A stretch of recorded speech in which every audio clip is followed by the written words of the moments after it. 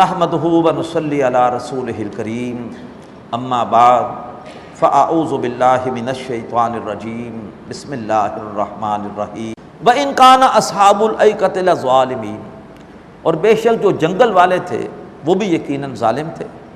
حضرت شعیب علیہ السلام کو دو قبیلوں کی طرف بھیجا گیا، ایک مدین، ان کا اپنا تعلق مدین سے تھا، اور ایک دوسرا قبیلہ بھی اسی نسل کا تھا، اس کا نام تھا اصحاب الایکہ، جنگل والے۔ جو مدین تھے وہ ہلاک ہوئے تھے زلزلے سے، اور اصحاب الایکہ جنگل والے ہلاک ہوئے تھے آسمانی بجلی گرنے سے۔ تفصیل اس سے پہلے میں آپ کے سامنے رکھ چکا ہوں۔ اور دونوں قبیلوں میں ایک ہی خرابی تھی، ایک ہی طرح کی خرابیاں، شرک تھا، ناپ تول کی کمی تھی، اور تجارتی قافلوں کو وہ لوٹتے تھے اور لوگوں کو اللہ کی راہ سے روکتے تھے، حضرت شعیب علیہ السلام کی دعوت قبول کرنے سے منع کرتے تھے۔ فرمایا یقیناً جنگل والے بھی ظالم تھے۔ فانتقمنا منہم، تو ہم نے ان سے انتقام لیا۔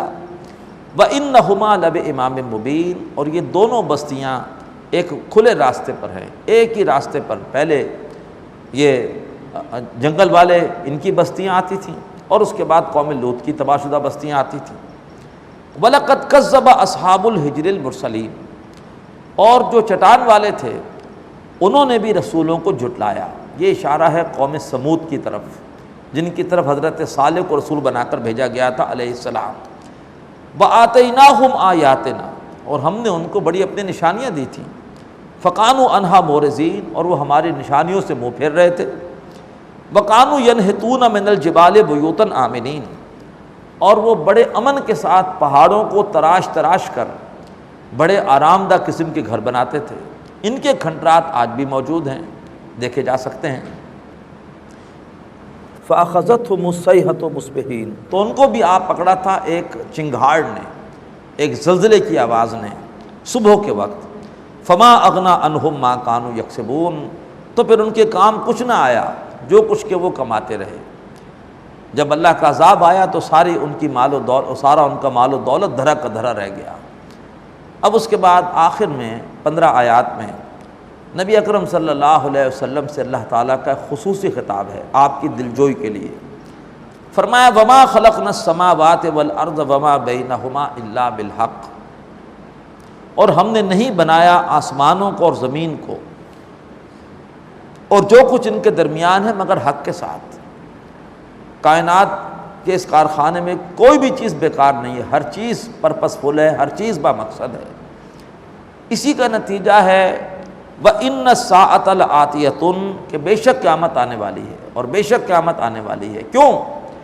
اس لیے کہ ہمارے وجود میں ایک ضمیر بھی ہے، وہ ضمیر ہر برائی پر ہمیں ڈانٹتا ہے، ہمیں ضمیر کی خلش محسوس ہوتی ہے۔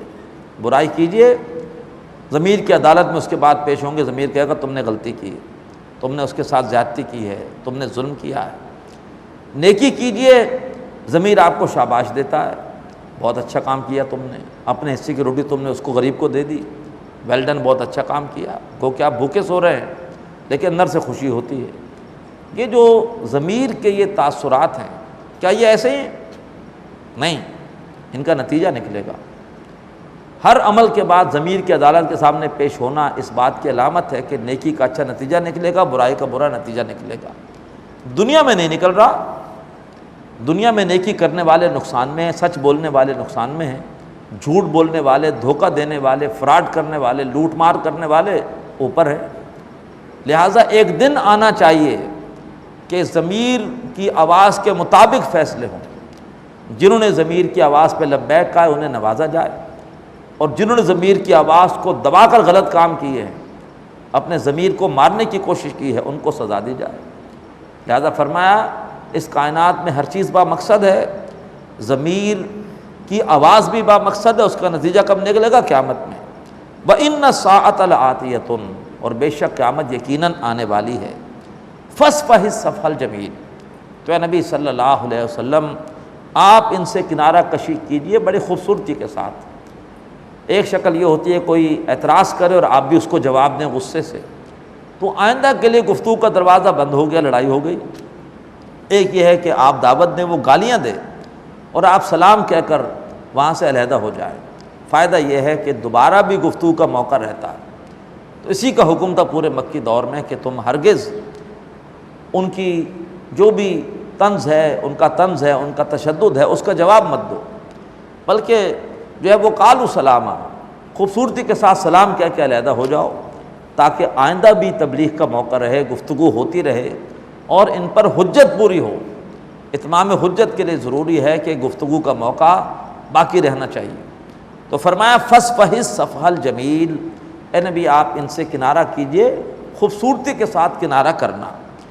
ان ربک هو الخلاق العلیم، بے شک اے نبی آپ کا رب بہت بڑا خالق ہے اور سب کو جاننے والا ہے، اسے پتہ ہے خالق کو کہ میری مخلوق کے ساتھ کیا ہو رہا ہے۔ جیسے کمپیوٹر بنانے والا جانتا ہے کہ اس وقت کمپیوٹر کا کون سا پرزہ کیا کام کر رہا ہے، اگر کمپیوٹر میں گڑبڑ ہو رہی ہے تو کہاں گڑبڑ ہے، کون سا پرزہ ڈسٹرب ہے، اسی طرح سے اللہ نے آپ کو بنایا ہے۔ اللہ جانتا ہے کہ اس وقت آپ کے دل پر کیا گزر رہی ہے، آپ کو کتنا دکھ پہنچ رہا ہے، اللہ تعالیٰ کے سب علم میں ہے۔ بارک اللہ لی ولکم فی القرآن العظیم ونفعنی وإیاکم بالآیات والذکر الحکیم۔